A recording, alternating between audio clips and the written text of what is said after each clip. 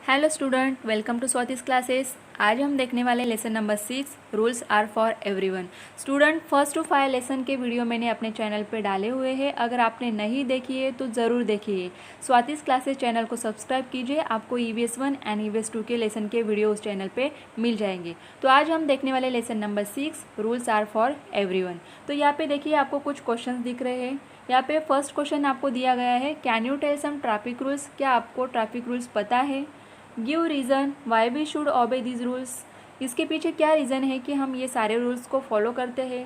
Third question हमें दिया है, which one of this rules do you feel need to be change. इसमें ऐसे कौन से रूल्स है कि आपको लगता है कि उसको चेंज करना चाहिए। फोर्थ क्वेश्चन यहाँ पे दिया है, what other rules do you think are needed for better discipline in traffic. तो ट्रैफिक को और भी ज़्यादा डिसिप्लिन करने के लिए कुछ रूल्स है, ऐसा आपको लगता है क्या। तो देखिए, अगर आगे हम देखेंगे, we follow traffic rule so that traffic moves smoothly. तो हमें पता है कि ट्रैफिक के कुछ रूल्स होते हैं, जैसे कि ट्रैफिक सिग्नल है। तो ट्रैफिक सिग्नल में जो 3 लाइट होते हैं उनका कुछ अलग अलग मतलब है, उसको हम क्या करते हैं, फॉलो करते हैं। ट्रैफिक के रूल्स को फॉलो करते हैं, इसके कारण क्या होता है कि ट्रैफिक मूव्स स्मूथली। तो यहाँ पे ट्रैफिक क्या होती है, स्मूथली चलती है। In the same way there are rules of social life that tell us what each person should be doing. तो हमारे जैसे कि हमने ट्रैफिक के रूल्स, हमें पता है कि ट्रैफिक को अच्छे से चलने के लिए, डिसिप्लिन में रहने के लिए हम फॉलो करते हैं। तो इन द सेम वे, तो सेम ही ऐसे क्या करते हैं, हम सोशल लाइफ में भी कुछ रूल्स को फॉलो करते हैं कि हमें अच्छे से रहने के लिए या फिर किसी भी चीज़ के लिए हम क्या करते हैं, सोशल लाइफ में जीने के लिए रूल्स को फॉलो करते हैं। Rules need to be made to specify each person duties and responsibilities. तो ये रूल्स हमें क्यों चाहिए, इनकी ज़रूरत हमें क्यों है, हमें ज़्यादा ज़रूरत। ईच पर्सन ड्यूटीज़, तो ये हमें क्या स्पेसिफाई करती है, क्या बताती है रूल्स हमें, हमारी ड्यूटीज़ एंड रिस्पॉन्सिबिलिटीज़, कि हमारी ड्यूटीज़ क्या है सोसाइटी के लिए, हमारी रिस्पॉन्सिबिलिटीज़ क्या है, ये हमें समझ में आता है। जैसे कि फॉर एग्जांपल, अगर आप गार्डन में बैठे हो यहाँ पे और गार्डन में बैठ के आपने चिप्स वगैरह खाए, पॉपकॉर्न खाए, कुछ भी खाया है, तो उसके रैपर जो है कहीं पर भी आप फेंकते हो क्या? नहीं, वहाँ पे जहाँ पे भी आपको डस्टबिन दिखाई देता है गार्डन में, उसमें ही आपको डालना होता है। तो ये क्या है, यहाँ पे आपकी ड्यूटी है, आपकी रिस्पॉन्सिबिलिटी है कि आपको कचरा इधर उधर नहीं डालना है। If we follow the rules our day to day life become discipline. तो जैसे कि हम छोटे छोटे रूल्स को फॉलो करते हैं, तो इससे क्या होती है, हमारी लाइफ और भी ज़्यादा डिसिप्लिन हो जाती है, हमारा बिहेवियर भी उससे क्या होता है, अच्छा बन जाता है। We can work more efficiently. तो इससे क्या होता है, रूल्स के कारण हम अच्छे से काम कर सकते हैं। उसके बाद हम आगे देखेंगे, rules are meant for everybody. तो अगर सोसाइटी में कुछ रूल्स फॉलो किए जाते हैं, सोसाइटी मतलब क्या है, यहाँ पे हमारा समाज, हम जहाँ पे रहते हैं, तो rules are meant for everybody. तो सबके लिए रूल्स क्या होते हैं, ज़रूरी होते हैं। They apply equally to all. तो सबके लिए इक्वली अप्लाई किया जाता है यहाँ पे। ऐसा नहीं है कि गर्ल है तो इनके लिए अलग है, बॉयज़ है इनके लिए अलग है। नो, सबके लिए क्या होता है, इक्वल होता है। No one is above the rules. कोई भी रूल्स से ऊपर नहीं है, सबके लिए रूल क्या होते हैं, सेम होते हैं। Disobeying the rules lead to punishment. अगर कोई रूल्स को तोड़ता है तो उनको क्या मिलती है, पनिशमेंट मिलती है। There is no discrimination in punishment. तो यहाँ पे डिस्क्रिमिनेशन मतलब क्या, भेदभाव। किसी भी तरीके का भेदभाव नहीं किया जाता है। अगर रूल तोड़ने वाला कोई भी हो तो उसको पनिशमेंट मिलती है for breaking the rules. Rules को तोड़ने के लिए क्या मिलती है, punishment. In this way equality is the basis of rules. तो रूल्स का बेस क्या है यहाँ पे, इक्वेलिटी, कि हमें सब में क्या करनी है, इक्वेलिटी स्प्रेड करनी है, सबको बताना है कि यहाँ पे सब लोग क्या है, इक्वल है। फॉर एग्जाम्पल अगर बात करेंगे हम स्कूल की, तो आप लोग स्कूल में जाते हो तो वहाँ पे देखिए आपको भी क्या करना पड़ता है, रूल्स को फॉलो करना पड़ता है। कि फॉर एग्जांपल सारे बच्चे क्या करते हैं, एक जैसा ही यूनिफॉर्म पहनते हैं। गर्ल्स हो या बॉयज़ हो, सबके लिए रूल्स सेम है, सबके लिए यूनिफॉर्म क्या करना पड़ता है, सेम ही होता है। आपको नीट एंड क्लीन यूनिफॉर्म को पहनना पड़ता है।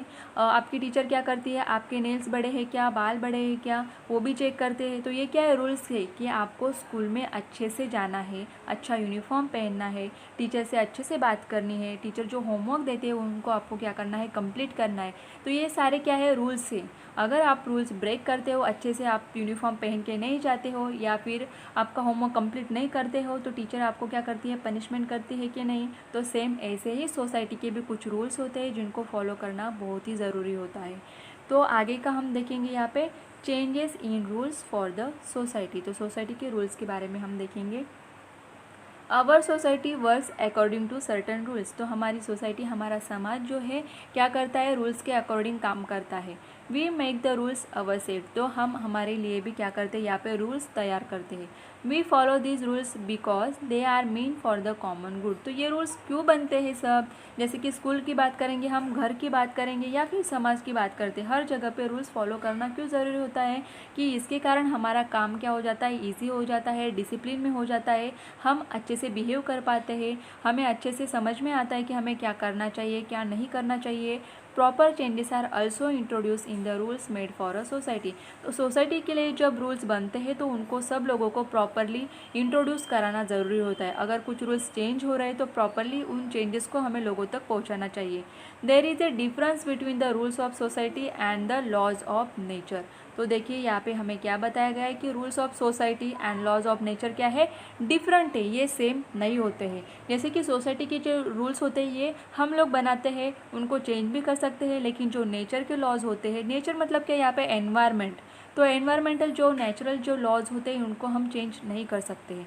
तो देखिए आगे, natural occurrence follow laws of nature, natural occurrence मतलब क्या, नेचुरल जो चीज़ें होने वाली है, जैसे कि सीजन से या फिर सन राइज होता है सेट होता है, तो ये कौन सी बातें हैं, नेचुरली ऑकर होने वाली बातें, नेचुरली होती है जो चीज़ें, यहाँ पे क्या करती है, नेचुरल के क्या है, लॉज है जो अपने आप होते हैं, हम इनको मतलब स्टॉप नहीं कर सकते, अपने तरीके से चेंज नहीं कर सकते। We can not change the laws of nature, जैसे कि मैंने अभी बोला कि हम नेचर के लॉज को चेंज नहीं कर सकते। The rising and setting of the sun, तो यहाँ पे एक नेचर लॉ क्या दिया है हमें कि rising and setting of the sun, जैसे कि सन उगता है डूबता है, तो ये क्या है, नेचर के लॉ है। And the change in the season never stop, जो सीज़न है, विंटर सीजन है, समर सीजन है, रेनी सीजन है, ये एक के बाद एक चलते रहते, इनका जो सीजनल साइकिल है ये चलता रहता है, उसको हम लोग स्टॉप नहीं कर सकते। The law of gravity does not change, हमें पता है कि अर्थ पे क्या होती है, ग्रेविटी होती है, हर एक चीज़ पे क्या है, ग्रेविटी है, ग्रेविटेशनल फोर्स है, इसको हम लोग चेंज नहीं कर सकते। The rising and falling of the tides, tides मतलब जो ओशन है, सीज है, उसमें क्या कर होती है, हाई टाइड्स है, लो टाइड्स बनते हैं।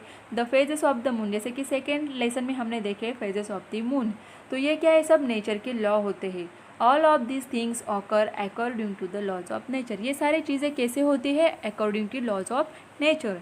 Natures laws are constant and fix, तो नेचर के जो लॉ होते हैं कैसे होते हैं, कांस्टेंट होते हैं एंड फिक्स होते हैं, उनको कोई भी चेंज नहीं कर सकता है, वो अपना काम अपने टाइम पे ही करते हैं। दे do not ever become outdated, और ये क्या आउटडेटेड भी नहीं होते हैं, उनका जो काम है, अगर रेनी सीज़न है उसका जो टाइमिंग होता है उसी सीज़न में वो सीज़न आने वाला है, उसको हम चेंज नहीं कर सकते हैं। However, human laws need to be change with a changing condition, but यहाँ पे अगर बात करते हैं हम ह्यूमन लॉज की, तो ये चेंज होते हैं अकॉर्डिंग टू द कंडीशंस, अगर कंडीशन चेंज होने लगी तो लॉज भी क्या होते हैं, change. The laws follow in India under the rule of the British were different, तो जब हमारा देश इंडिपेंडेंट नहीं हुआ था, स्वतंत्र नहीं हुआ था, उस टाइम यहाँ पे किसका राज था, ब्रिटिश लोगों का, तो तब उस टाइम ब्रिटिश लोग अपने रूल्स क्या करते थे, अप्लाई करते थे हम लोगों के ऊपर, और उसी को लोग क्या करते थे, इंडियन लोग फॉलो करते थे। When India gain independence, but जब इंडिया को इंडिपेंडेंट मिला, जब हमें स्वतंत्र मिला, the situation change and the laws of civic life change accordingly, तो अगर इंडिपेंडेंट हो चुके अभी ब्रिटिश लोग नहीं है तो उनके रूल्स को कोई फॉलो करेगा क्या, नहीं, तो यहाँ पे इंडियन जो हमारे लीडर्स थे उन्होंने क्या किया, यहाँ पे अलग लॉज बनाए हमारे सोसाइटी के हिसाब से। For example, after independence the voting age was 21 years, तो इंडिपेंडेंस होने के बाद जो था वोटिंग ईयर्स कितना था, 21 ईयर्स, मतलब 21 ईयर कंप्लीट करने के बाद हम क्या कर सकते थे, वोटिंग कर सकते थे। After 1988 the voting age was lower to 18 years, but after 1988 क्या हुआ था, वोटिंग एज कितना कर दिया गया था, 18 ईयर्स। उसके बाद हम यहाँ पे देखेंगे आस्क योर, ये एक्टिविटी दी है, ask your parents and grandparents what rules were follow during their time at school, तो आपके पेरेंट्स है, आपके घर में ग्रैंड पेरेंट्स है, तो आप लोग उनसे पूछ सकते हैं कि आपके उनके मतलब स्कूल के टाइम उनके कैसे रूल थे, वो आपको पूछना है। Make 3 columns 1 each for your self, तो आपको 3 कॉलम बनाने हैं। तो फर्स्ट कॉलम में आप अपने स्कूल के जो रूल्स है उनको लिखोगे, your parents and grand parents, तो सेकेंड एंड थर्ड में पेरेंट्स के और ग्रैंड पेरेंट्स के रूल्स को आपको लिखना है यहाँ पे। Enter the school rules related related information in each column and compare it. तो आपको क्या करना है, तीनों के मतलब आपके पेरेंट्स के और ग्रैंड पेरेंट्स के रूल्स को लिखना है और दोनों के तीनों के फिर कॉलम को क्या करना है, कंपेयर करना है कि किसके टाइम में रूल्स कैसे है। Discuss which rule have change and which have not. तो आपको पता चल जाएगा कि उधर ही कि कौन से रूल्स पहले से ही स्कूल में फॉलो किए जाते हैं और कौन से चेंज हुए हैं। उसके बाद यहाँ पे दिया है हमें always remember boys and girls और man and women are equal. तो आपको ये याद रखना है हमेशा कि अगर हम बात रूल्स की करते हैं तो सबके लिए सेम है। अगर बॉयज़ है गर्ल्स है तो उनके लिए भी सेम है, मैन है वुमेन है उनके लिए भी सेम है। They must get the same opportunity for development. तो उनके लिए जो अपॉर्चुनिटी होती है डेवलपमेंट होने के लिए, जैसे कि बात करेंगे हम स्कूल की या फिर स्कूल होने के बाद जब आप जॉब करते हो तो उसमें भी गर्ल्स बॉयज़ मैन वुमेन जो है उनके लिए अपॉर्चुनिटी सेम ही होनी चाहिए होती है। उसके बाद देखेंगे हम नेक्स्ट पेज। तो यहाँ पे नेक्स्ट पेज पर आपको दिख रहा है कि यहाँ पे एक टीचर खड़े हैं बुक लेके, वो कुछ पढ़ा रहे हैं और सेकंड यहाँ पे पिक्चर दिख रहा है कि गर्ल है वो कुछ क्वेश्चन कर रही है। तो क्या है हमें देखना है। तो यहाँ पे देखिए टीचर ने क्या कहा है, people of every age need nourishing food. तो टीचर ने क्या बोला है कि हर एक इंसान के लिए नरिशिंग फूड मतलब जिससे हमें पोषण मिलता है ऐसे फूड खाना ज़रूरी है। तो यहाँ पे ये गर्ल जो है इसने क्या बोला है, don't girls need as nourishing a diet as is given to boys. तो क्या नरिशिंग फूड सिर्फ बॉयज़ के लिए ज़रूरी है क्या, गर्ल्स के लिए ज़रूरी नहीं है क्या। At home they feel only my brother needs good food. तो जैसे कि घर वाले क्या करते हैं, घर वालों को ऐसे लगता है कि सिर्फ ब्रदर को मतलब बॉयज़ को ही यहाँ पे नरिशिंग फूड देना ज़रूरी है। तो यहाँ पे ये क्वेश्चन किया है इस गर्ल ने। तो देखिए नीचे क्या दिया है, how will you answer the girls question. अभी गर्ल ने जो क्वेश्चन किया है कि गर्ल्स के लिए नरिशिंग फूड नरिशिंग डाइट ज़रूरी नहीं है क्या, कि सिर्फ बॉयज़ के लिए ये ज़रूरी है। तो इस क्वेश्चन का आंसर आप किस तरीके से दे सकते हो, तो ये आंसर आपके पेरेंट्स के साथ भी आप डिस्कस कर सकते हो कि हाँ यहाँ पे गर्ल्स एंड बॉयज़ दोनों के लिए क्या है नरिशिंग फूड ज़रूरी होता है, या फिर आपका जो भी ओपिनियन है आप आंसर दे सकते हो।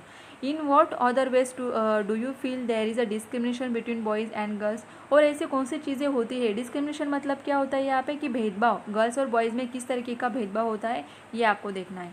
It is incorrect to discriminate between boys and girl.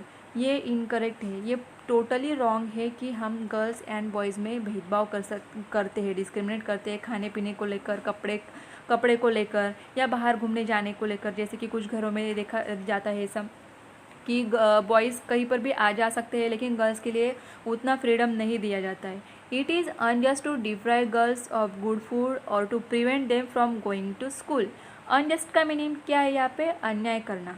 तो यहाँ पे डिप्राइव गर्ल्स, तो गर्ल्स को रोका जाता है किसके लिए कि गुड फूड, उनको अच्छा खाना देने की ज़रूरत नहीं है ऐसे कुछ लोग सोचते हैं। To prevent them from going to school मतलब गर्ल्स है तो स्कूल नहीं जाना चाहिए, क्या ज़रूरत है स्कूल जाने की, ऐसा भी कुछ लोग सोचते हैं जो कि इनकरेक्ट है, टोटली रॉन्ग है। Such injustice can also be seen with respect to other section of society. तो सोसाइटी में कुछ ऐसे लोग हैं, आज भी है, जो ऐसा सोचते हैं कि गर्ल्स के लिए अच्छा खाना ज़रूरी नहीं है या फिर स्कूल जाना ज़रूरी नहीं है। तो ये हमें क्या दिखता है यहाँ पे, अनजस्ट मतलब क्या, अन्याय करना। In the picture below what injustice do you observe. तो यहाँ पे हमें दो पिक्चर दिख रहे हैं, तो यहाँ पे इनजस्टिस क्या हो रहा है, क्या अन्याय हो रहा है यहाँ पे, ये हमें देखना है। तो देखिए यहाँ पे हमें फर्स्ट जो पिक्चर दिख रहा है, यहाँ पे एक आदमी है यहाँ पे बैठा हुआ, तो ये पिक्चर से हमें ये पता चलता है कि देखिए कुछ गांव में या फिर आज भी ये चीज़ें होती है कि फार्मर जो होते हैं उनके खेती के लिए अगर उनको पैसे चाहिए तो क्या करते हैं, जो साहूकार लोग होते हैं उनसे क्या करते हैं, लोन लेते हैं। तो यहाँ पे उसने क्या बोला है, देखो फार्मर ने, I have return all your money, how can I still be in डेप्ट। तो डेप्ट का मीनिंग क्या होता है, कर्ज लेना, लोन जिसे बोलते हैं या कर्जा है। तो ये फार्मर लोग क्या करते हैं, इनको अगर पैसे की ज़रूरत होती है तो जो साहूकार लोग हैं इनसे क्या करते हैं, पैसे उधार लेते हैं और अपनी ज़मीन इनके पास रख देते हैं। अगर काम होने के बाद या फिर फसल अच्छा आने के बाद उनके पास जब पैसे आते हैं तो साहूकार को पैसे देते हैं और अपना फार्म क्या करते हैं, रिटर्न लेते हैं।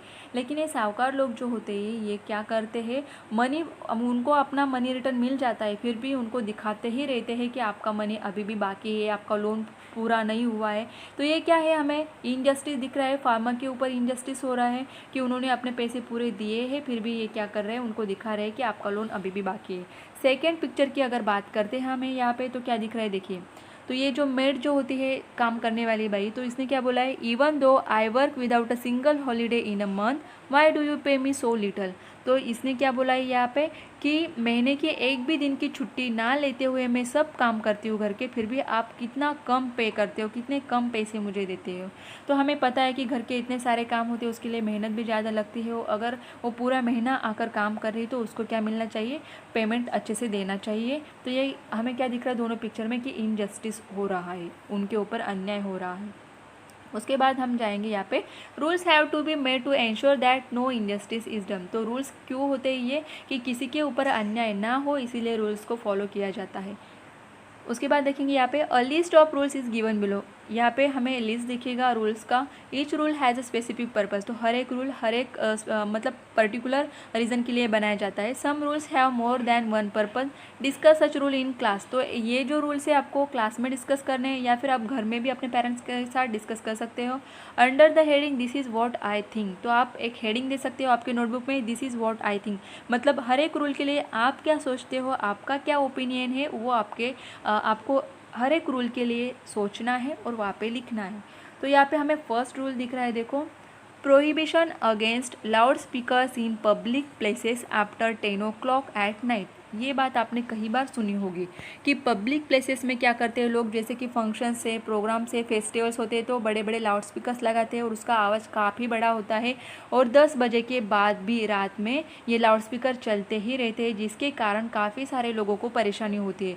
तो अगर ये रूल बनाया जाता है कि 10 o'clock के बाद हमें नॉइज़ नहीं करना है, लाउड स्पीकर नहीं बनने चाहिए, तो इसके ऊपर आपका ओपिनियन क्या है ये आपको लिखना है। सेकेंड है, free primary education for boys and girls. तो बॉयज़ हो या गर्ल्स हो, सबके लिए प्राइमरी एजुकेशन फ्री में मिलना चाहिए, इसके ऊपर आपका ओपिनियन क्या है। Third, prohibition against dumping garbage in the river. River में, नदी में क्या किया जाता है, गार्बेज डाला जाता है, कचरा जो है नदी में डाला जाता है, जिसके कारण क्या होता है, वाटर पोल्यूशन होता है, तो इसके बारे में आपको लिखना है। Fourth one, protection against domestic violence for a women. तो कुछ घरों में क्या किया जाता है कि जो वुमेन है, स्त्रियाँ होती है, तो इनके ऊपर क्या किया जाता है, डोमेस्टिक वायलेंस मतलब उसको मारपीट की जाती है, महिलाओं को क्या की जाती है, फैमिली में मारपीट की जाती है। उसके बाद फिफ्थ वन है, ban on a child labour. तो चाइल्ड लेबर का मीनिंग क्या होता है यहाँ पे, बाल मजदूर। तो कहीं हम होटल में या फिर फैक्ट्रीज में देखते हैं कि छोटे बच्चों को भी काम पे लगाया जाता है, तो ये क्या है, चाइल्ड लेबर है। तो इसको रोकना चाहिए, ये रूल गलत है, मतलब बैन करना चाहिए चाइल्ड लेबर को। तो ये एक रूल है, तो इसके बारे में आपका ओपिनियन क्या है, ये सही है गलत है, तो आपको वहाँ पे लिखना है। 6 बैन ऑन फेलिंग ट्रीज़ को गिराना, जैसे कि लोग फैक्ट्रीज़ के लिए, बिल्डिंग्स बनाने के लिए ट्रीज़ को काटते हैं। Hunting and poaching. तो यहाँ पे क्या है, वाइल्ड एनिमल्स है तो एनिमल्स का हंटिंग करना, शिकार करना, उनको मारना, ये बात सही है क्या, नहीं। तो इसके लिए जो रूल्स है उसको आपको डिस्कस करना है पेरेंट्स के साथ या फिर क्लास में आपके टीचर के साथ, फ्रेंड्स के साथ, और आपका ओपिनियन जो है नोटबुक में लिखना है। We follow many customs and tradition in our lives. तो कस्टम एंड ट्रेडिशन का मीनिंग क्या होता है, रीति रिवाज। हम हमारे डे टू डे लाइफ में, फैमिली में क्या करते हैं, रीति रिवाजों को फॉलो करते हैं। We follow those tradition by observing our mother, father, grand parents and other relatives. तो हम क्या करते हैं, ट्रेडिशन जो हमारा कल्चर है, रीति रिवाज है, उनको फॉलो करते हैं। किसको देखकर, हमारे फैमिली में हमारे मम्मी पापा होते हैं, हमारे ग्रैंड पेरेंट्स है, वो जो करते हैं वही हम भी सीखते हैं। There are several good custom and tradition in our society. तो हमारे सोसाइटी में, हमारे समाज में, हमारे घर में काफ़ी सारे रीति रिवाज जो है अच्छे भी होते हैं, जिनको हमें फॉलो करना चाहिए। We celebrate festival together. हम क्या करते हैं, अगर फेस्टिवल होते हैं तो हमारे फैमिली मेम्बर्स है जो बाहर रहते हैं, रिलेटिव्स है, वो भी हम एक साथ आते हैं, हमारे नेबर्स है उनके साथ मिलके हम सेलिब्रेट करते हैं फेस्टिवल्स, जैसे कि दिवाली है, गणेशोत्सव है। तो ये काफ़ी अच्छी चीज़ है जिसको हमें फॉलो करना चाहिए। We welcome guest who visit us. तो हम क्या करते हैं, हमारे घर पे जो गेस्ट आते हैं उनका वेलकम अच्छे से करते हैं, तो ये भी अच्छी बात है। And are hospitable to them. तो अच्छे फैसिलिटीज़ उनको देते हैं, तो ये भी अच्छी बात है। Many of our custom enable us to maintain the balance of nature. तो ऐसे कई सारे कस्टम्स है, रीति रिवाज है, जो हमें सिखाते हैं कि हमारे नेचर का बैलेंस हमें अच्छे से करना चाहिए। We express our love and gratitude towards animals. हमें क्या करना चाहिए, एनिमल्स के प्रति लव एंड ग्रेटिट्यूड, मतलब अच्छे से उनसे बिहेव करना चाहिए। अगर हमें कोई एनिमल रास्ते पे बैठा हुआ दिख रहा है तो उसको हम पत्थर मारेंगे क्या, नहीं, ये गलत बात है। The values of non violence and peace have been a part of our social life since ancient times. तो नॉन वायलेंस मतलब किसी हिंसा जिसे कहते हैं हम, तो हिंसा नहीं करना चाहिए। नॉन वायलेंस मतलब अहिंसा, एंड पीस मतलब शांति। हमें सबके साथ शांति से रहना चाहिए, अहिंसा से रहना चाहिए, किसी के साथ भी मारपीट नहीं करनी। तो यही सारी बातें हैं हम एंशियंट टाइम से क्या करते हैं, पुरानी ज़माने से सीखते आ रहे हैं। Even so there are some tradition and custom that are not desirable, लेकिन यहाँ पे कुछ ऐसे रीति रिवाज है जो डिज़ायरेबल नहीं है, बिल्कुल भी अच्छे नहीं होते। They are not beneficial for our society, जो हमारे सोसाइटी के लिए बिल्कुल भी अच्छे नहीं है। फॉर एग्जाम्पल कास्ट डिस्टिंक्शन, तो जैसे कि कास्ट वाइज लोग क्या करते हैं, डिस्टिंक्शन करते हैं, एक दूसरे को कास्ट के अकॉर्डिंग जज करते हैं, तो ये बिल्कुल भी गलत बात है। Because of this a divide has been created in society, तो सोसाइटी में हमें क्या अलग भिन्नता दिखाई देती है। It has given rise to inequality, तो ये क्या करती है, इसके कारण क्या होती है, इनइक्वालिटी हमें दिखती है। Untouchability was an inhuman and unjust custom, untouchability का मीनिंग क्या है कि कुछ टाइम पहले या फिर अभी भी कुछ लोग ऐसे हैं कि कम जाति वाले जो होते हैं, हल्की जाति वाले लोग जिसे बोलते हैं, उनको टच नहीं करना चाहिए या फिर उनके पास खड़ा भी नहीं रहना चाहिए, उनसे बात भी नहीं करनी चाहिए। ऐसे कुछ अनटचेबिलिटी कस्टम थे, रिवाज थे कि कुछ लोग इसको मानते थे। तो ये क्या बिल्कुल भी अनजस्ट है, बिल्कुल भी अच्छा नहीं है कि कुछ लोगों को हम मतलब उनसे बात नहीं करना है, किसके कारण कि उनके कास्ट के कारण। तो ये बिल्कुल भी गलत बात है। The constitution of independent India abolish the custom of untouchability.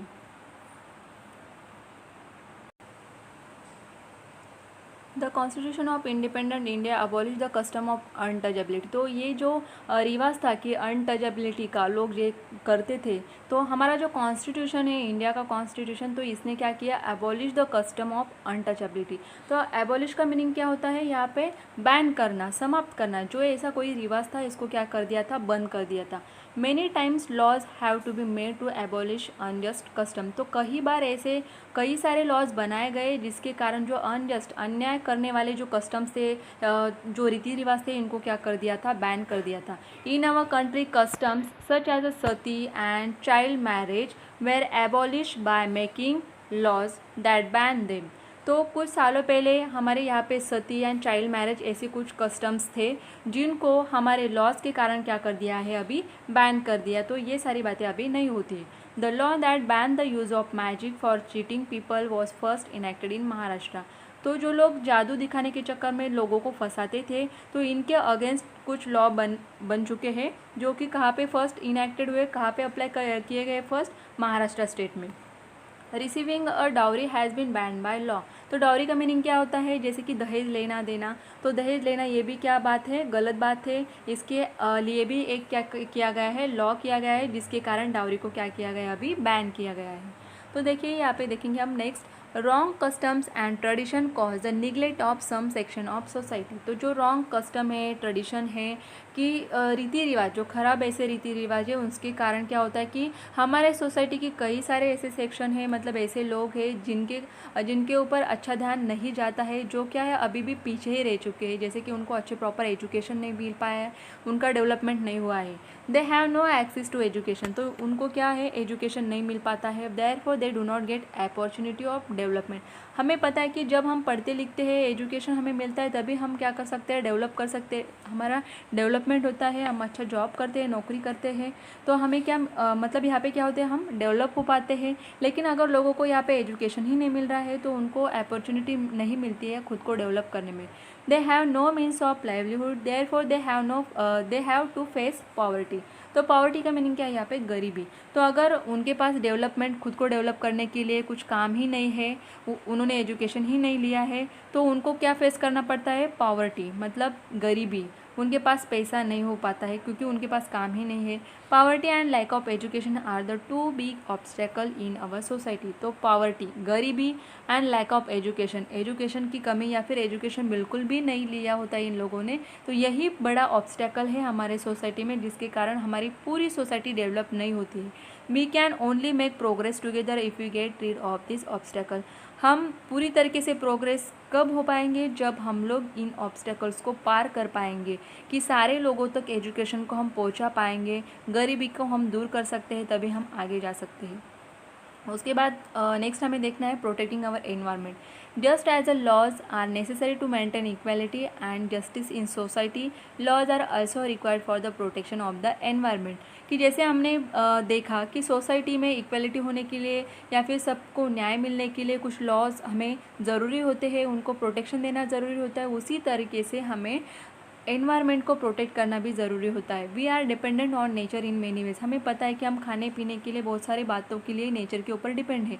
जैसे कि हमारा फूड हमें कहाँ से मिलता है, प्लांट्स, मतलब कहाँ से, नेचर से मिल रहा है। Most of our needs are fulfil by nature. जैसे कि खाना पीना है, जो हम ब्रीदिंग करते हैं, ऑक्सीजन कहाँ से मिलता है, नेचर से। वाटर हमें ज़रूरी है, वो कहाँ से मिलता है, रेन के थ्रू, मतलब नेचर से। Natural resources should be available in enough quantities for the needs of our future generation. अगर नेचुरल जो रिसोर्सेस है ये अगर हम अच्छे से प्रोटेक्ट कर पाते हैं तभी हमारी जो फ्यूचर जनरेशन उनको मिल पाएंगे इनफ क्वांटिटीज़ में। Therefore we must conserve these natural resources. तो हमें यहाँ पे क्या करना है, नेचुरल रिसोर्सेज को कंजर्व मतलब संभालना है। We must use them carefully. तो हमें इनको अच्छे से केयरफुली यूज़ करना है, उनको प्रोटेक्ट करना है। तो यहाँ पे आपको काफ़ी सारे पिक्चर्स दिख रहे हैं। तो क्या दिया है देखो यहाँ पे, ई लिटरेसी। ई लिटरेसी का मीनिंग क्या होता है कि जो पढ़ते लिखते नहीं है उनको क्या बोला जाता है यहाँ पे, ई लिटरेसी। चाइल्ड मैरिज, तो ये कुछ कस्टम्स एंड ट्रेडिशन थे हमारे सोसाइटी में पहले जो अभी नहीं है, जिनको बैन किया गया है। चाइल्ड मैरिज मतलब छोटे बच्चों का क्या करते थे, मैरिज करते थे, शादी कर दी जाती थी। सुपरस्टिशन मतलब क्या, अंधश्रद्धा होती थी लोगों में।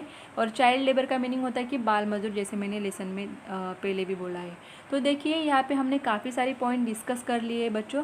तो स्टूडेंट्स, अगर आपको ये वीडियो अच्छी लगी हो तो लाइक करें, शेयर करें। अपने अपने जो फ्रेंड्स रहेंगे उनको शेयर करो, उनको भी ये नॉलेज मिलेगी।